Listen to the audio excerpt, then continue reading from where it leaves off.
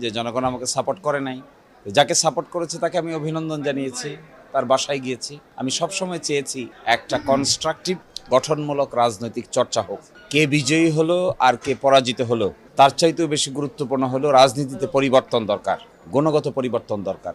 নেতৃত্বের চিন্তা চেতনায়, কর্মে, কথনে, বলনে, আচরণে, জ্ঞানে, প্রজ্ঞায় বড় ধরনের পরিবর্তনের সূচনা হওয়া দরকার। আমি মূলত এই কারণেই গিয়েছিলাম নির্বাচন করতে। আমার ধারণা তার কিছুটা হলেও আমি করার চেষ্টা করেছি। আর দ্বিতীয়টা হলো, আমরা যে পরিমাণ আসন পেয়েছি, ওয়েস্টার্ন ডেমোক্রেসিতে শ্যাডো গভর্নমেন্টের কনসেপ্ট আছে। ম্যাচিউর ডেমোক্রেসিতে শুধুমাত্র যে দল ক্ষমতায় যায় তিনিই দেশ চালাবেন, ব্যাপারটা এরকম নয়। যারা ক্ষমতায় যান না কিন্তু কাছাকাছি থাকেন, তাদের দায়িত্ব আছে রাষ্ট্র পরিচালনার ক্ষেত্রে গুরুত্বপূর্ণ ভূমিকা পালন করা। আপনি দেখবেন দুইটা জোটের ভোটের পার্সেন্টেজগত দিক হিসাব করলে খুব বেশি ডিফারেন্স না, মাত্র 2.17% ডিফারেন্স। অর্থাৎ বড় একটা অংশের জনগণ একটা জোটের উপর আস্থা রেখেছে, আর বড় একটা অংশের জনগণ আরেকটা জোটের উপর আস্থা রেখেছে।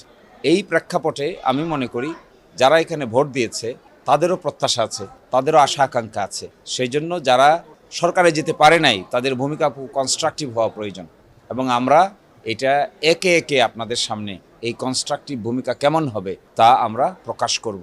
আমরা এটাও চেষ্টা করছি যেন আমাদের মধ্য থেকে একটা ল মিনিস্ট্রি যখন গঠন হবে তার ছায়া কিভাবে হবে, একটা ফরেন মিনিস্ট্রি যখন গঠিত হবে তার ছায়া কিভাবে হবে, একটা ফাইন্যান্স মিনিস্ট্রি যখন গঠিত হবে তার ছায়া কিভাবে হবে, একইভাবে কমার্স মিনিস্ট্রি যখন গঠিত হবে তার ছায়া কী হবে, স্বরাষ্ট্র মন্ত্রণালয় যখন গঠিত হবে তার ছায়া কী হবে।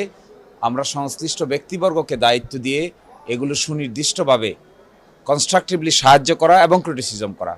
ভালো কাজ করলে অবশ্যই সাহায্য করা হবে, আর যদি ভালো কাজ না করেন অবশ্যই কড়া একাডেমিক সমালোচনার সম্মুখীন হতে হবে। এই ধরনের ব্যক্তিবর্গকে দিয়ে আমরা টিম গঠন করে প্রতিটা মন্ত্রণালয়ের এগেনস্টে, বিশেষ করে বড় বড় মন্ত্রণালয়গুলির এগেনস্টে আমরা এই ধরনের টিম গঠন করে ওয়াচডগ বা অবজারভেশন করার জন্য দায়িত্ব দিব।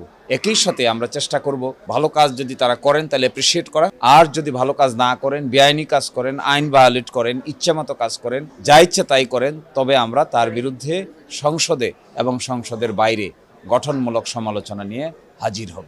এটার নামেই ছায়া মন্ত্রিসভা।